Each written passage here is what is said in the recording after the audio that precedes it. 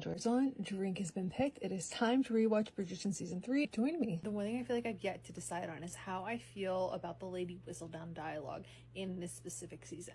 Because there's a couple of scenes where I feel like it plays into moments where I really just wish she would shut up. And then there are moments where I'm like, are we being too forward with this?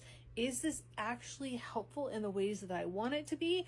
Or are we just talking to talk? Because we do our lead into episode 2 with the Lady Whistledown overview, essentially establishing that obviously Penelope is not too old to be still on this shelf, and all of these other women who have gotten married before, but we give us all this information and then lead into the moment where she is accepting herself. So I guess in that way, it's very much Penelope wrapping her brain around this idea that she is somebody who could still be eligible to marry, that she doesn't have to count herself out yet. I'm hoping during this rewatch I will have a better idea of how I overall feel about it. 2 hours later.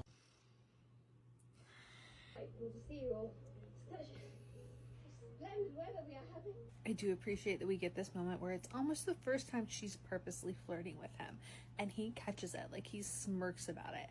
I like that we get these moments, but there's such a push and pull that it feels like we're not fully locked in. How many times will I say that before we finish this rewatch?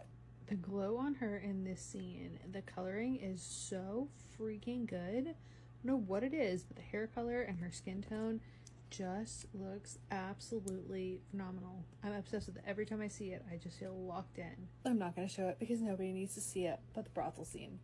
I get the point of it as a means of payoff later, because we need to see him disassociating and these once very normal experiences for him and feeling as though he doesn't quite know what to do with all of this, him trying to kind of process it. Part of me wonders if they put it in just because we had it in the previous 2 seasons and there wasn't a better way to do this. Obviously we can try to read into the fact that Colin always asks for 2 women, that he's got these bigger needs that have to be met, that he's reaching for more, that there's something that he's not realizing that is feeling just unmet for him. But we end up with that question of what need is he pushing away by requiring this much attention? What is he truly seeking? I've said it like a million times. There's too much friggin' space.